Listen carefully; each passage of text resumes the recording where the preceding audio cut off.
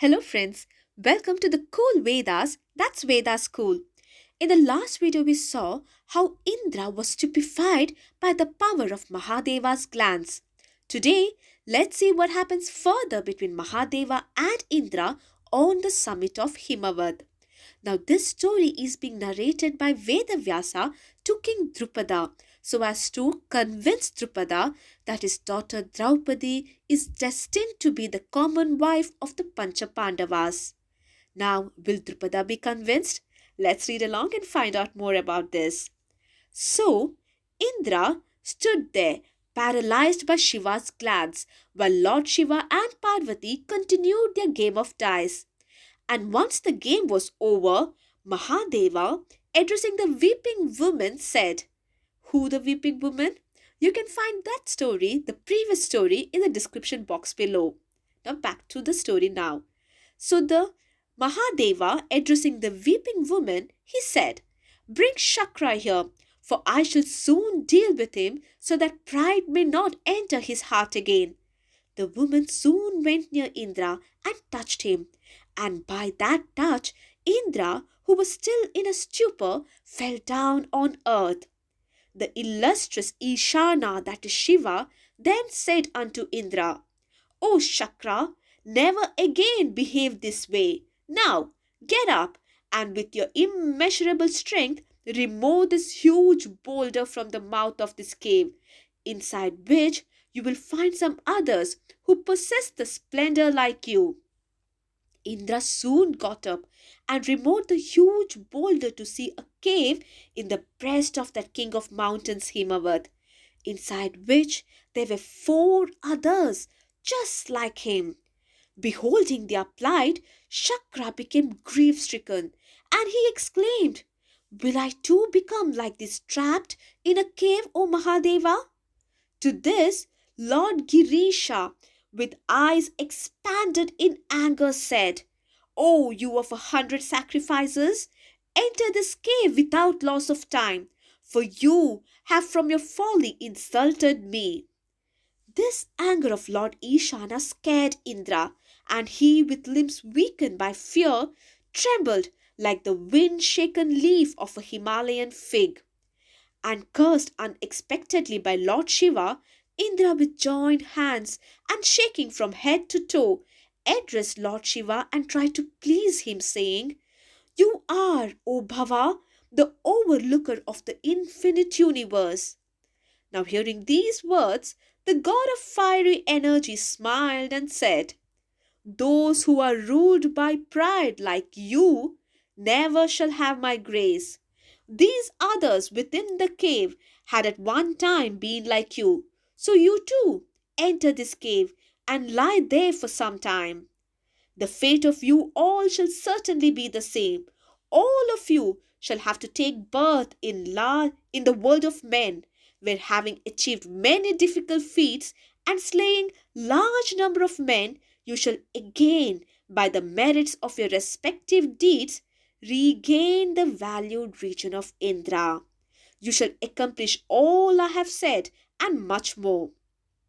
Then those four Indras who were already present in the cave, having accepted Lord Shiva's curse, politely requested him, O Deva, we shall go from Devaloka to the Manavaloka, where obtaining moksha is a very difficult feat.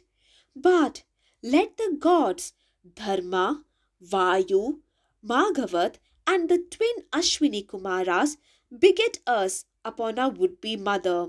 Fighting with men by means of both Deva and Manava Astra and Shastras, we shall again come back into this region of Indra. Now, hearing these words of the former Indras, the bearer of Vajrayudha, that is present Indra, once more addressed Mahadeva, saying, O Lord, instead of going myself, I shall from a portion of my energy create a person for the accomplishment of the task that you have assigned me, and he shall form the fifth among us. So Vishwabhuk, Bhutadaman, Sivi, and Santhosh were the previous four Indras, and Tejaswin was the fifth Indra, which Shakra created from his energy for the task Lord Shiva assigned them. Now, the illustrious Mahadeva, from his kindness, granted unto the five Indras the desire they cherished. And the beautiful weeping woman, who was none other than Swarga Lakshmi, that is Sachi, the goddess of grace, the wife of Indra herself, whom Indra could not identify due to illusion, was appointed to be the common wife of the five Indras in the world of men. Now, accompanied by all those Indras, the god Ishana then went unto Narayana of immeasurable energy, the infinite, the immaterial, the uncreatable, the old, the eternal Narayana for his approval, which Lord Hari did so.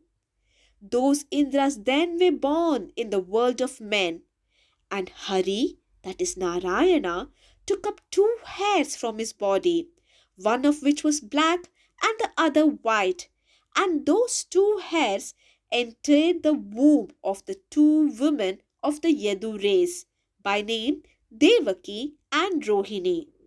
And the white hair became Valadeva, and the hair which was black in color was born as Keshava himself, that is Krishna.